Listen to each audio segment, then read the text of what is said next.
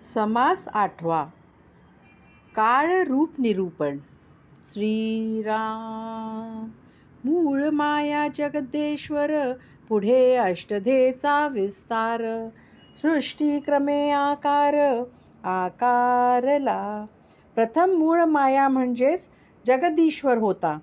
त्यापासून अष्टधा प्रकृतीचा विस्तार होऊन यथानुक्रमे सर्व दृश्य सृष्टी स्थूल रूपाने आकारास आली. हे अवघेच नसता निर्मळ, जैसे गगन अंतराळ. निराकारी काळ वेळ, काहीच नाही. ज्यावेळी हे काहीच नव्हते, तेव्हा निर्मळ गगनासारखे निराकार निश्चळ परब्रह्म तेवढे एकले एक होते. त्या निराकाराच्या ठिकाणी काळ वेळ इत्यादी काहीच नव्हते. उपाधीचा विस्तार झाला, तेथे काळ दिसून आला. एरवी पाहता काळाला ठावची नाही. उपाधीचा विस्तार झाला तेव्हा काळ वेळ वगैरे दिसून येऊ लागले. उपाधी नसताना काळाला काही अस्तित्व नाही. एक चंचळ एक निश्चळ, या वेगळा कोठे काळ. चंचळ आहे तावत काळ, काळ म्हणावे. एक चंचळ आणि एक निश्चळ परब्रह्म हे दोनच प्रकार आहेत. या वेगळा काळ हा तिसरा प्रकारच नाही. जोपर्यंत चंचळ आहे तोपर्यंत चंचळाच्या सापेक्षतेने काळ ही संज्ञा द्यावी लागते. आकाश म्हणजे अवकाश, अवकाश बोलिजे विलंबास. त्या विलंब रूप काळास जाणून घ्यावे. आकाश म्हणजेच अवकाश होय. विलंबालाच अवकाश असे म्हणतात. काळ हा विलंब रूप आहे, त्याचे स्वरूप जाणून घ्यावे. सूर्यकरिता विलंब कळे, गणना सकळांची आकळे. पळापासून निवळे युगपर्यंत. सूर्यामुळे आपल्याला काळ कळतो. आपण काळाची गणना एका पळापासून एका युगापर्यंत करू शकतो. पळ घटिका प्रहर दिवस, अहोरात्र पक्ष मास. षडमास वरी युगास ठाव झाला. पळ घटिका प्रहर दिवस अहोरात्र पक्ष मास 6 महिने याप्रमाणे आपण युगापर्यंत कालगणना करू शकतो.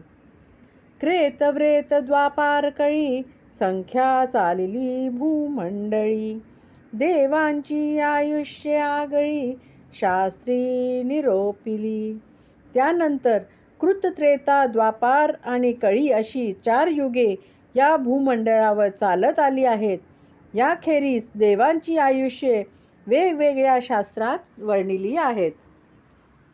ते देवत्रयाची खटपट, सूक्ष्म रूपे विलकट. दंडक सांडिता चटपट, लोकास होते. त्या तिन्ही देवांची कार्ये सूक्ष्म रूपाने पण जिव्हाळ्याला चाललेली असतात. लोकांनी नीतिनियम मोडले तर त्यांना पश्चातापाची पाळी येते. मिश्रित त्रिगुण निवडेना, तेने आद्यंत सृष्टी रचना. कोण थोर कोण साना, कैसा म्हणावा. तिन्ही गुण एकमेकात मिसळलेले आहेत, ते वेगळे करता येत नाहीत. आरंभापासून ते शेवटपर्यंत सर्व सृष्टीची रचना त्यांच्यामुळेच झाली आहे. तेथे कोण लहान आणि कोण थोर हे कसे म्हणावे. असो हैजा नित्याची कामे, नेणता उगाच गुंते भ्रमे. प्रत्यये जाण जाणो वर्मे, ठाई पाडावी. असो ही शहाण्या माणसाची कामे आहेत. अज्ञानी उगाच भ्रमाने गुंतून पडतो. अनुभवाने यातील रहस्ये जाणून घ्यावीत. उत्पन्न काळ, सृष्टी काळ, स्थिती काळ, संहार काळ. आद्यंत अवघा काळ, विलंब रूपी. काळाला प्रसंगानुसार निरनिराळी नामे प्राप्त होतात. उत्पन्न काळ, सृष्टी काळ, स्थिती काळ, संहार काळ इत्यादी. आरंभापासून शेवटपर्यंत काळ हा विलंब रूपच असतो. जे जे जये प्रसंगी झाले, तेथे काळाचे नाव पडिले. बरे नसेल अनुमानले, तरी पुढे ऐका. ज्या ज्या प्रसंगी जे जे घडते त्या त्यानुसार काळाला नाव पडते. तर्काने जाणता येत नसेल तर पुढे सांगतो ते तुम्ही ऐका. पर्जन्यकाळ, शीतकाळ, उष्णकाळ, संतोषकाळ, सुख दुःख आनंदकाळ, प्रत्यये येतो. पर्जन्यकाळ, शीतकाळ, उष्णकाळ, संतोषकाळ, सुख दुःख आनंदकाळ यांचा प्रत्यय आपल्याला येतो. प्रातःकाळ, माध्यायन काळ, सायंकाळ, वसंतकाळ, पर्वकाळ, कठीण काळ, जाणीजे लोकी. प्रातःकाळ, माध्यान्ह काळ, सायंकाळ, वसंतकाळ, पर्वकाळ, कठीण काळ इत्यादी लोक जाणतातच. जन्मकाळ, बाळत्वकाळ, तारुण्यकाळ, वृद्धाप्यकाळ, अंतकाळ, विषमकाळ, वेळ रूपे. जन्मकाळ, बाल्यकाळ, तारुण्यकाळ, वृद्धापकाळ, अंतकाळ, विषमकाळ हे वेळेनुसार प्राप्त होतात. सुकाळ आणि दुष्काळ, प्रदोषकाळ, पुण्यकाळ, सकळ वेळा मिळोन काळ, तयास म्हणावे. सुकाळ, दुष्काळ, प्रदोषकाळ, पुण्यकाळ या सर्व वेळांना मिळून काळ म्हणावे. असते एक, वाटते एक, त्याचे नावहीन विवेक. नाना प्रवृत्तीचे लोक, प्रवृत्ती जाणती. एक असताना दुसरेच काही वाटते, यास हीन विवेक म्हणतात. नाना प्रवृत्तीचे लोक प्रवृत्तीच जाणतात. प्रवृत्ती चाले अधोमुखे, निवृत्ती धावे ऊर्ध्वमुखे. ऊर्ध्वमुखे नाना सुखे, विवेकी जाणती. प्रवृत्ती अधोमुखाकडे म्हणजे अनेकत्वाकडे जाते, तर निवृत्ती ऊर्ध्वमुखाकडे म्हणजे एकत्वाकडे धावते. एकत्वामुळेच नाना सुखे प्राप्त होतात, हे विवेकी लोक जाणतात. ब्रह्मांड रचना जेथून झाली, तेथे विवेकी दृष्टी घाली. विवर्ता विवर्ता लाथली, पूर्वापर स्थिती. ज्या निश्चळ परब्रह्मापासून ब्रह्मांड रचना झाली, तेथे विवेकी लोक आपले लक्ष केंद्रित करतात आणि त्याचे अनुसंधान करता करता त्यांना पूर्वापर स्थिती म्हणजे परब्रह्माशी तादात्म्य प्राप्त होते. प्रपंची असोन परमार्थ पाहे, तोही ये स्थिती ते आहे. प्रारब्ध योगे करून राहे लोकांमध्ये. जो कोणी प्रपंचात असून याप्रमाणे परब्रह्माचे निरंतर अनुसंधान करतो, त्यालाही परमार्थाची प्राप्ती तो प्रारब्धाच्या योगाने लोकात राहत असला तरीही होते. सकळांचे एकची मूळ, एक जाणते एक बाष्कळ. विवेके करून तत्काळ, परलोक साधावा. निर्गुण निराकार परब्रह्म हेच सर्वांचे मिळून एकच मूळ आहे.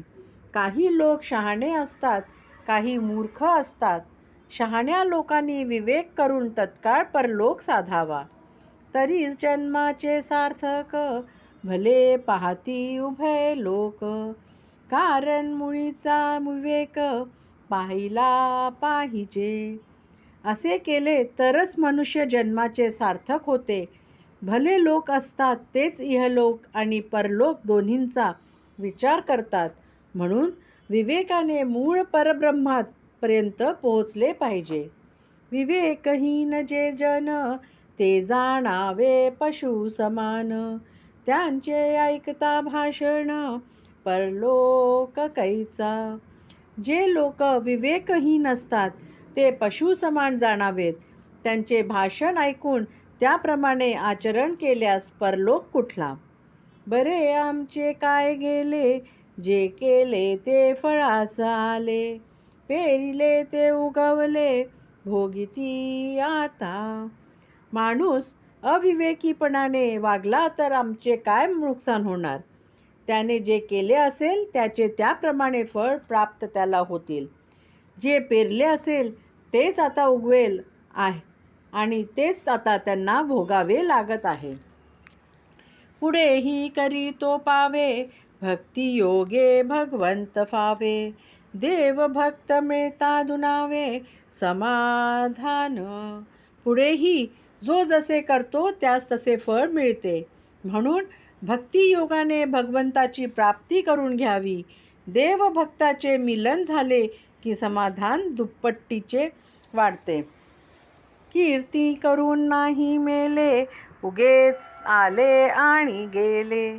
शहाणे होऊन भुलले, काय सांगावे. जे मरणापूर्वी कीर्ती संपादन करीत नाहीत ते जगात उगाचच येतात आणि जातात. शहाणे असूनही भुलतात, याला काय म्हणावे. येथील येथे अवघेची राहते, ऐसे प्रत्ययास हेते. कोण काळे घेऊन जाते, सांगान का. येथील सर्व वस्तू व्यक्ती येथेच राहतात, ही गोष्ट तरी नेहमी अनुभवास येते. मरताना कोण काय घेऊन जाते, जरा सांगा तर खरे.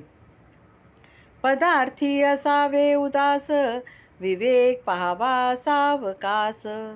येणे करिता जगदीश, अलभ्य लाभे. म्हणून दृश्य पदार्थाविषयी अनासक्त राहून सावकाश सारासार विवेक करीत असावे. म्हणजे विवेकाच्या योगे जगदीशाच्या अलभ्य लाभ होतो. जगदीशा परता लाभ नाही, कार्या कारण सर्व काही. संसार करिता असताही समाधान. जगदीशाहून श्रेष्ठ दुसरा लाभ नाही. योगायोगाने सर्व काही होते. त्या भावनेमुळे संसारही समाधान कारण होतो. मागा होते जनकाधिक, राज्य करिताही अनेक. तैसेच आता पुण्यश्लोक, कित्येक असती.